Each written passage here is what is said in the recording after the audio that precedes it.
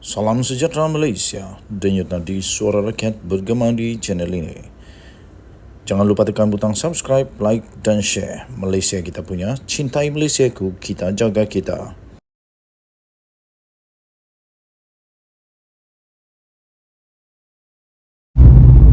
Salam sejahtera Malaysia, denyut nadi suara rakyat bergema di channel ini. Nampaknya cerita tentang Mahathir tak akan pernah berakhir. Seperti biasa, yang musuh jadi kawan, yang kawan kalau ada yang perlu didedah, dia mendedah. Dan sekali lagi, Tun Mahathir kali ini oleh bekas kawan kemudian jadi musuh, kemudian jadi kawan semula, kemudian sekarang ini sekali lagi beliau mendedahkan semula satu rahsia yang besar tentang Mahathir yang ramai tak tahu tapi diketahui oleh veteran politik Malaysia. Beliau ialah Tengku Razaleigh Hamzah, iaitu Kuli. Yang kita tahu, Kuli ini pernah menjadi kawan Mahathir dalam UMNO. Kemudian mereka bermusuh semula dalam permusuhan yang amat hebat, sehingga pada satu ketika dulu UMNO pernah diharamkan. Dan melalui semangat 46 Kuli bertarung dengan Mahathir, kemudian masuk UMNO balik. Dan kemudian pada ketika era Perikatan Nasional yang bergolak itu, Kuli tiba-tiba seolah-olah membuat satu perancangan bersama dengan Tun Mahathir. Dan kali ini Kuli muncul semula mendedahkan satu pendedahan yang amat dahsyat tentang Tun Mahathir. Kuli berkata perjuangan Melayu Tun Mahathir ada kalanya melencong. Itu kata Tengku Razaleigh Hamzah, bekas rakan kepada Mahathir, bekas musuh juga kepada Mahathir.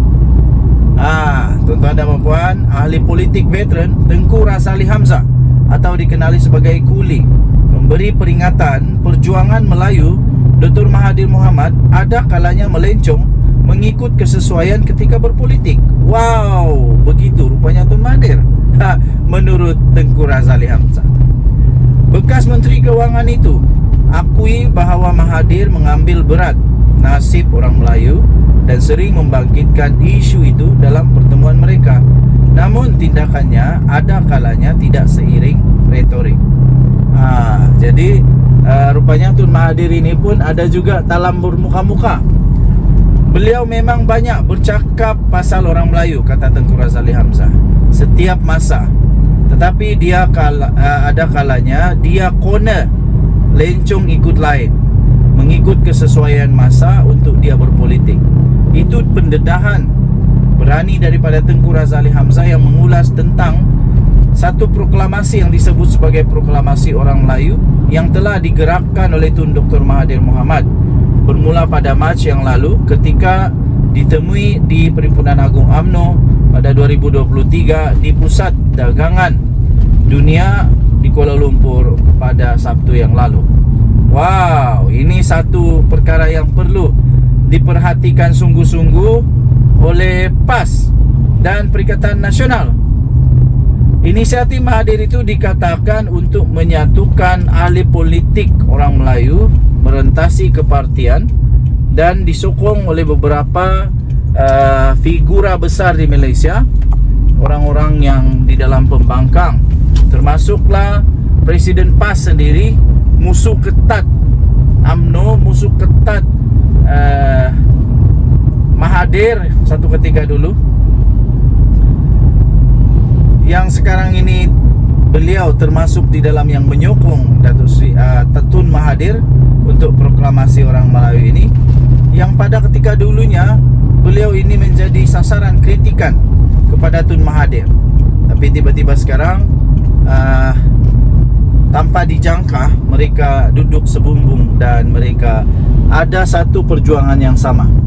Tengku Razaleigh Hamzah yang lebih dikenali sebagai Kuli mempersoalkan kenapa Mahathir tidak melakukannya ketika menjadi Perdana Menteri dulu dari 1981 sehingga tahun 2003 ketika bersama dengan Barisan Nasional dan 2018 hingga 2020 ketika bersama dengan Pakatan Harapan.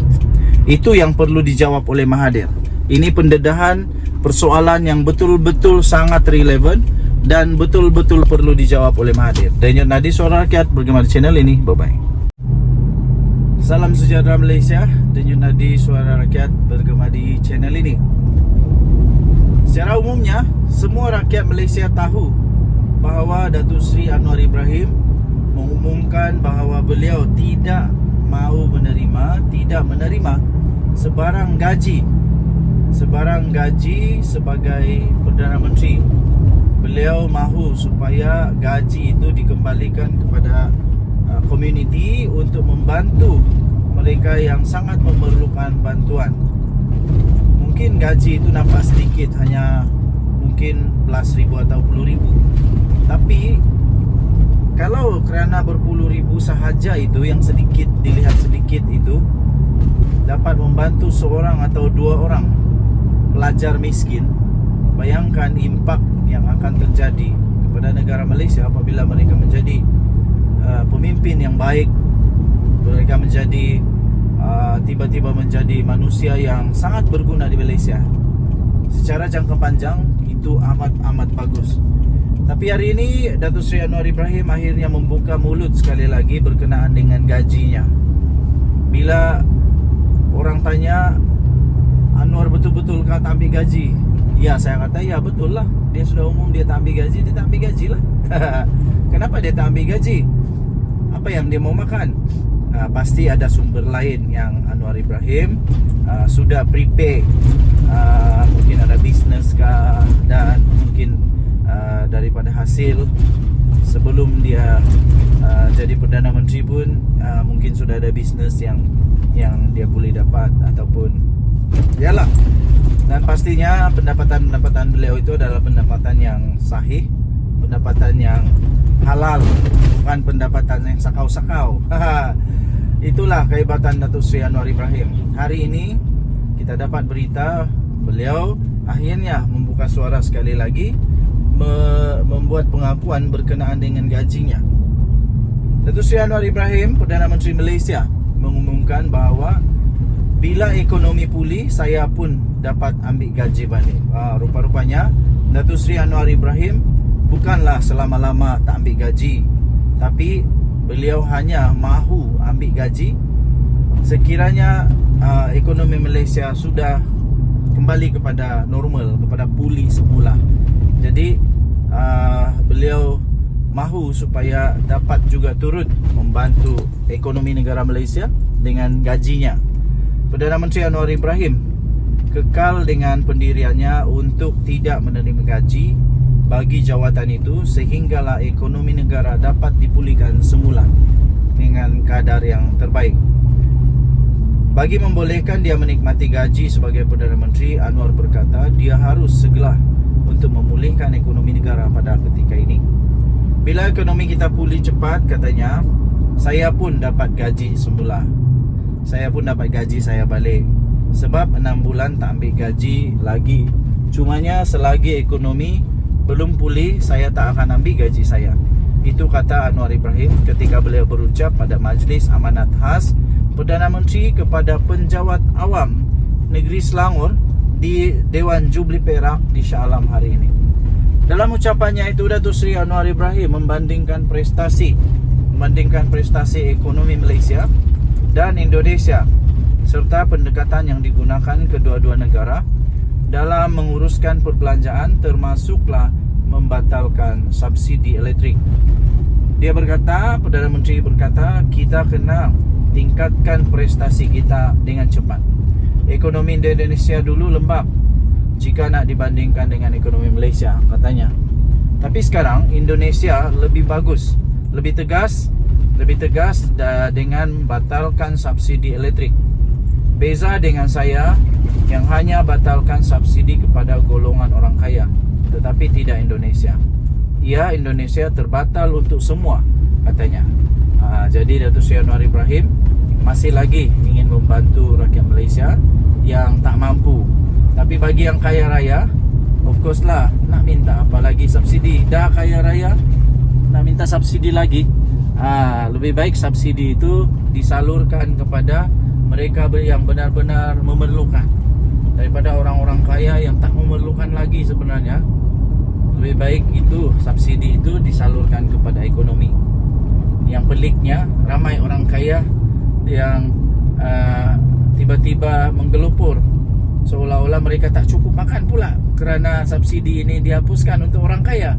Lepas itu ada juga orang kaya yang menggunakan isu ini untuk menyerang Anwar Ibrahim. Tapi yang saya heran, kenapa mereka takut subsidi mereka dihapuskan? Tak cukup lagi kah kekayaan itu? Okey, so selamat maju jaya kepada Datuk Seri Anwar Ibrahim, Perdana Menteri Malaysia, yang pasti akan terus berusaha untuk mengembalikan kecemerlangan ekonomi negara Malaysia. Dan yang tadi Suara Rakyat Bergema channel ini